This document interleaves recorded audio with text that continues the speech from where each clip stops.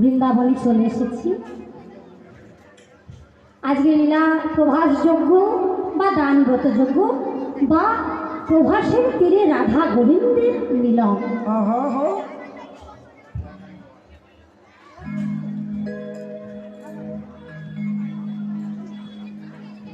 জয় রাধে, গুরুচরণ আশ্রয় করি। সবাই আশীর্বাদ করবেন যেন এমনভাবে জন্ম জন্ম হরি কীর্তন গাইতে পারি, আপনাদের শ্রবণ করাতে পারি। ভুল ত্রুটি হলে নিজ কন্যা জ্ঞান ক্ষমা করবে। প্রভাস যজ্ঞ, দানব্রত যজ্ঞ। প্রথমেই জানব প্রভাস যজ্ঞটা কি বা দানব্রত যজ্ঞটাই বা কি, আর দান করলেই বা আমাদের কি হয়। এই যে একটা মহৎ অনুষ্ঠান, এখানে সবাই কিন্তু যে যেমন পেরেছেন দান করেছে, তার তো একটা ফল আছে। প্রভাস যজ্ঞ কেন করেছিলেন ভগবান? প্রভাস নামকরণ হলো কিভাবে? আর জানবো ওই শিবের মস্তকে যে চাঁদ থাকে এক কলা, সেটা কেমন করে এলো। ভগবান কেন প্রভাস যজ্ঞ করেছিলেন? যিনি অনাদি আদি গোবিন্দ, ঈশ্বর পরম বন্ধ, সচ্চিদানন্দ বিগ্রহ, অনাদি আদি গোবিন্দ আমার সর্বকারণের কারণ। প্রভাস যজ্ঞ নামকরণ কিভাবে হলো একে একে বলবো, কথা নয়, মনোনিবেশ করুন। আবার মাঝে আনন্দ করব, আবার কাঁদাবো, আবার হাসাবো, সব করবো, কোনো চিন্তা নেই। শেষ অব্দি লীলাটা শ্রবণ করবেন।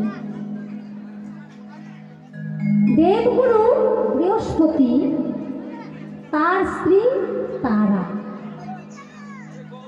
এই যে চন্দ্র ছিল আকাশে, চন্দ্রদেব যে বলি যে চাঁদ মামা আয় আয় ঠিক দিয়ে যা, সেই চন্দ্রদেব তার কুনজর পড়েছিল গুরুপত্নী বৃহস্পতির পত্নী। তো তিনি তারা দেবীকে হরণ করেছিলেন। আবার সব কিন্তু একটা কথা, যে কৃষ্ণ যদি রেগে যায় রাখি বাড়ে পারে, আর গুরু রুষ্ট হলে কৃষ্ণ রাখি বাড়ে না। গুরুদেব যদি রুষ্ট হয় তাহলে নরক যন্ত্রণা ভোগ করতে হবে। তাহলে কথা কম একটু শ্রবণ করতে হবে মা। শুধু ভজন শুনলেও তো হবে না, কিছু কিছু জিনিস জানতেও হয়। তাহলে সেই গুরুপত্নীকে হরণ করেছিলেন চন্দ্রদেব। তখন বৃহস্পতি রেগে গিয়ে গুরু চন্দ্রদেবকে অভিশাপ করেছিলেন যে চন্দ্রদেব, তোর এত বড় স্পর্ধা, তুই গুরু মায়ের প্রতি নজর দিস, তুই নজর দিস, গুরু পত্নীকে হরণ করিস।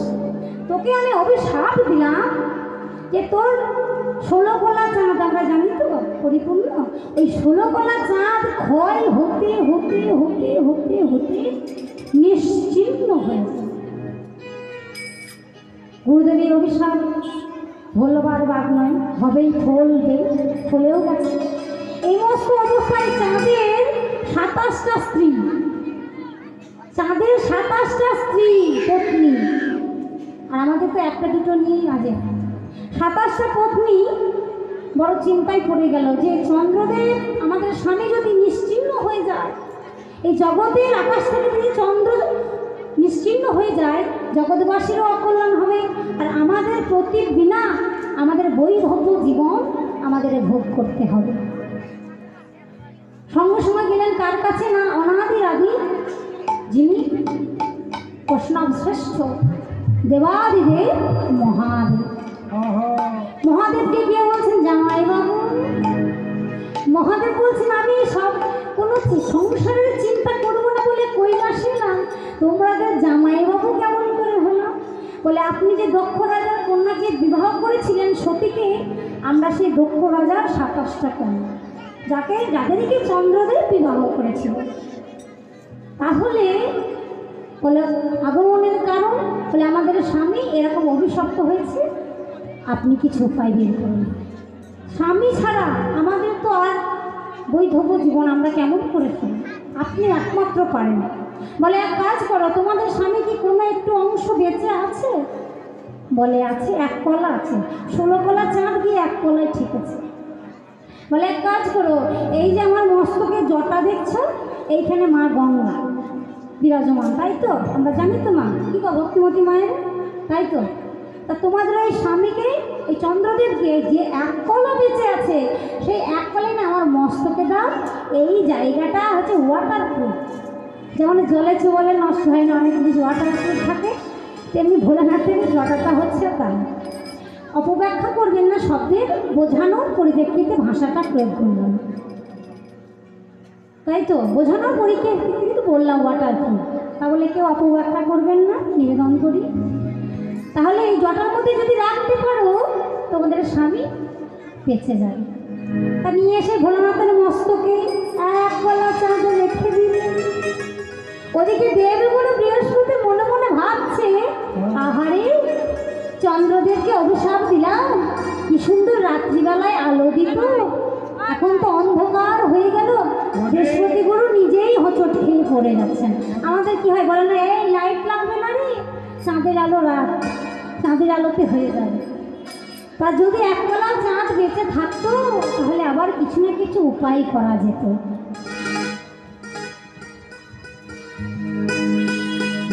গৌর হরি বল, হরি বল, রাধে রাধে।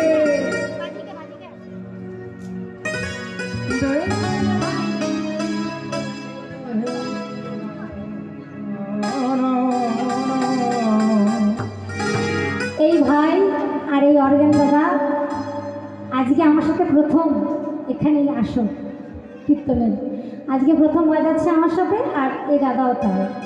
আর এই কাকুর সাথে আগেও আমি কীর্তন করেছি, তা ভালো লাগছে তো মায়েরা? যাই হোক, সকলে আশীর্বাদ করবেন, সবাই যেন সুন্দরভাবে এই কথা আপনাদের স্মরণ করাতে পারে। যদি বেঁচে থাকতো তাহলে কিছু একটা উপায় করা যেত। ভোলানাথ মনে মনে বলছেন, দেখো চাঁদের স্ত্রীগণকে বলছেন, তোমরা এক কাজ করো, গুরু যখন অভিশাপ দিয়েছে সেই অভিশাপ তো খণ্ডানো যাবে না, কিন্তু যিনি অভিশাপ দিয়েছেন তার চরণ ধরো, নিশ্চয় কিছু উপায় বললেন, কারণ তিনি দেবগুরু বৃহস্পতি। সঙ্গে সঙ্গে স্ত্রীগণ চলে গেলেন দেবগুরুর কাছে, বললেন, কৃপা করুন, আমাদের এই বৈধব জন্ম জীবন আমরা কেমন করে সহ্য করি, আপনি উপায় দিন। আমার স্বামী অপরাধ করেছে, কিন্তু আমরা তো কোনো দোষ করি। বলে ঠিক আছে, ও তো জানে না যে ভোলানাথের মস্তকে চন্দ্রদেবকে রেখে এসেছে, ঠিক আছে আমি এখন অভিশাপ দিয়েছি, উপায়টা আছে কি না, তোমাদের এই চন্দ্রদেবকে যদি সৌম্য তীর্থে স্নান করাতে পারো, তাহলে কিন্তু পুনরায় আবার সেই জ্যোতি 16 কলা চাঁদ আবার পরিপূর্ণ হয়। বৃহস্পতি মনে মনে ভাবছে, তাহলে চাঁদ নিশ্চিহ্ন, চাঁদ আর নেই, কিন্তু এক কলা চাঁদ ভোলানাথের মস্তকে। সঙ্গে সঙ্গে স্ত্রীগণ আইল ভোলানাথের কাছে। এবার ভোলানাথের কাছে এসে সে এক কলা চাঁদকে নিয়ে গিয়ে সৌম্য তীর্থ, সৌম্য তীর্থটা কোথায়? মায়েরা কেউ গেছেন, বাবারা কেউ গেছেন? গেছেন? সৌম্য তীর্থটা হচ্ছে গুজরাটে, যেটা সোমনাথ মন্দির নামে পরিচিত। কে কে গেছেন সোমনাথ মন্দির দর্শনে? সোমনাথ মন্দির গুজরাটে কেউ জাননি? দেখছেন আমার মা গেছেন। হ্যাঁ, সোমনাথ মন্দির গুজরাটে। তো ওইখানে যে তীর্থ, যে নদী, সেটার নাম হচ্ছে সৌম্য তীর্থ। তখন ওই সৌম্য তীর্থের জলে সেই এক কলা চাঁদকে স্ত্রীগণ স্নান করালেন। সঙ্গে সঙ্গে কি হলো? সঙ্গে সঙ্গে পুনরায় জ্যোতি ফিরে আইল, জ্যোতি ফিরে আইল, মদন ভরে প্রেমানন্দে নিতাই গৌর হরি হরি, নিতাই গৌর হরি হরি বল। পুনরায় জ্যোতি ফিরে পাওয়ার জন্য প্রভাযুক্ত আস, পুনরায় তার জ্যোতি 16 কলা চাঁদ আবার পুনরায় তার শক্তি ফিরে পাওয়ায় ওই সৌম্য তীর্থের নাম হলো প্রভাস তীর্থ। প্রভাস তীর্থ। এবার ওই প্রভাসের তীরেই যজ্ঞ করবেন আমার ভগবান শ্রীকৃষ্ণ। কেন যজ্ঞ করবেন, কেন তাকে যজ্ঞ করতে হলো, সেইটা আমরা জানি। তা জানবার আগে চলে যাব আমরা ফের পুনরায় বৃন্দাবন। দেখব গোবিন্দ 100 বছর বৃন্দাবন পরিত্যাগ করার পর যখন মথুরায় গমন করলেন, কংসকে বধ করে দ্বারকার রাজা হলেন, তখন কিন্তু শ্রীরাম সখার অভিশাপ ছিল যে 100 বছর, রাধারানীকে অভিশাপ দিয়েছিলেন যে 100 বছর আমাকে কৃষ্ণহারা হয়ে থাকতে হবে। আহারে, তাই 100 বছর ধরে এই 100 বছর আজ অবসান হয়েছে। তাই ব্রহ্মা মনে মনে ভাবলেন যে নারদ মুনিকে পাঠানো যাক। ভগবানের তো মনে নেই যে 100 বছর কখন কেটে গেছে, কিন্তু 100 বছর যে গোবিন্দ হারা হয়ে বৃন্দাবনের অবস্থাটা কেমন, যেখানে লতা আদি গুল্ম বৃক্ষ সব কিছু মধু, সেই বৃন্দাবনটা কৃষ্ণ বিহনে কি অবস্থা। বৃন্দাবনের অবস্থাটা কেমন না, রাধারানী ক্ষণে চৈতন্য ক্ষণে অচৈতন্য। মা যশোমতী কেঁদে কেঁদে অন্ধ হয়ে গেছে। নন্দ রাজা চিতা সাজাচ্ছেন, ভাবছে গোপাল তো আর আসবে না, আমার মৃত্যুর পর কে আমার মুখাগ্নি করবে, তাই নিজের চিতা নিজেই সাজাচ্ছে। গাভীগণ গোষ্ঠে, সখাগণ গোষ্ঠে যায় না, গাভীগণ কোনো সেবা করে না। তাই নারদ মুনি, তাই রাধারানী কি করেছেন, বড়ই প্রাণ ব্যাকুল প্রাণবধূর আশা। তাই সকল সখীগণে রয়েছেন ললিতা বিশাখা অষ্ট সখী, আজ রাধারানী আমার